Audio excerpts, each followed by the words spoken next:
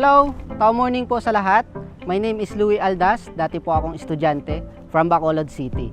So dati ginagawa ko po is yung typical na estudyante. Sanay sa games, mahilig po ako sa games, mahilig po ako sa basketball, manood ng basketball, manood ng anime, barkada, gala, yun po yung mga nakasanayan ko dati. Na-involve po ako sa ganitong community dahil po yan sa kapatid ko, ang aking kuya, Sunny Boy Aldas. Maraming salamat. So sabi niya sa akin, punta daw ako ng Maynila para mag-aral ng college. Pero hindi naman pala. Kasi bakit? Sabi niya sa akin, bago daw ako mag-college, tingnan ko muna yung negosyo na ginagawa niya.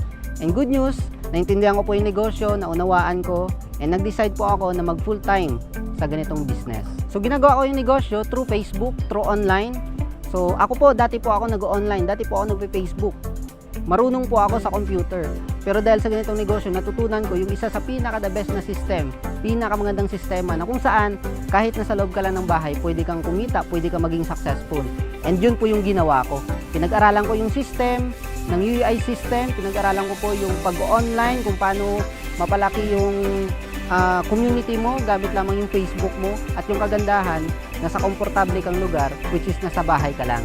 And guys, sineryoso ko po yung ganung sistema.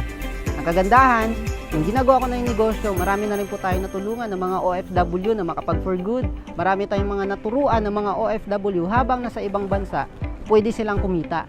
Ang kagandahan, habang nasa trabaho sila, at the same time, kumikita sila sa sarili nilang business dahil po yan sa system na ginagawa natin dito sa community natin. And guys, after 2 years na ginawa ko yung online system, UI system, na-hit ko po yung first million ko sa ganitong community. And nakabili rin po ako ng first car ko sa ganitong negosyo. Guys, sa lahat ng mga kabataan na nandyan ngayon, maniwala ka sa sarili mo. Kasi bakit? Nagsimula lang din po ako, kagaya mo. Kaya pinaka-importante sa lahat is ilabas mo yung potential mo as soon as possible. Kasi bakit? Wala namang espesyal sa amin. Mas maaga lang namin na-realize na kailangan naming seryosohin to para sa pamilya namin. Huwag mong isiping bata ka pa. Ang isipin mo, yung parents mo, hindi na sila pabata. Patanda na sila. Kaya dapat mong magsipag ng mas maaga. Kasi bakit? Pag nagsipag ka ng mas maaga mo ring makukuha kung ano man yung resulta na nag-aantay sa'yo. And sa mga OFW partners po namin dyan sa iba't ibang bansa, guys, sipagan mo lang. Kung masipag ka sa trabaho mo, dapat mas lalo mong sipagan sa sarili mong negosyo. Kasi bakit? Ako naniniwala ako, lahat ng kaya namin gawin, kayang-kaya mo rin gawin. Kaya sipag lang, ibuhos mo lahat sa business. Pag may free time ka, isingit mo yung negosyo mo, kasi ako naniniwala ako, guys. Yung sumpa na paulit-ulit kang pabalik-balik yan sa ibang bansa, mapuputol yan dahil sa ganitong sistema.